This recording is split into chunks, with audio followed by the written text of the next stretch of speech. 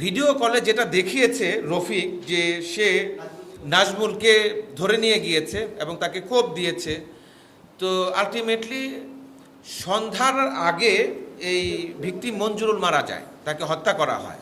আর সন্ধ্যার পরে রাত্রি আনুমানিক 8:30টার সময় আমরা প্রথম জানতে পারি যে নাজমুলের লাশ পাওয়া গিয়েছে, তার গুলিবিদ্ধ লাশ এবং তাকে কুপিয়ে হত্যা করার লাশ। তো আমরা যেটা মনে করছি যে হয়তোবা মঞ্জুরুলকেই আগে হত্যা করা হয়েছে আর নাজমুলকে পরবর্তীতে হত্যা করে সেখানে তার লাশটা ফেলে গিয়েছে। বা বেশ কয়েকটা ঘটনায় সাইফির নাম এখানে আসছে।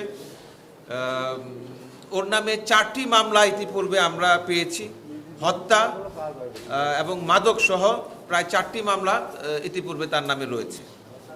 সাইফির তথ্য অনুযায়ী মঞ্জুরুল সে রফিক গ্রুপের সদস্য বলে সে উল্লেখ করছে, এবং রফিক গ্রুপ যে কিনা এই পূর্বের যে রোহান পলাশ গ্রুপ ছিল, এই রোহান পলাশ গ্রুপের একটা অংশ বা মতাদর্শী বলে তারা বলছে। তাদের প্রতিপক্ষ, বি কোম্পানির প্রতিপক্ষ রোহান পলাশ গ্রুপ, এই গ্রুপের সদস্য এই মঞ্জুরুল।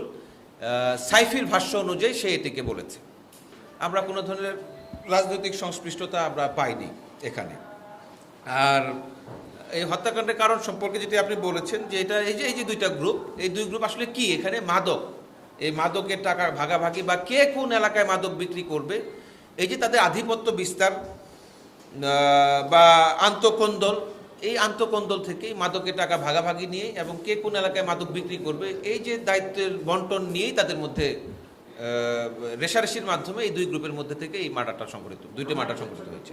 সে নিজে কোপ দিয়েছে এবং সরাসরি সে নেতৃত্ব দিয়ে সে এলাকায় গিয়েছে, তার সাথে তার সাঙ্গপাঙ্গ নিয়ে সম্পূর্ণটা সে আমাদের কাছে স্বীকার করে।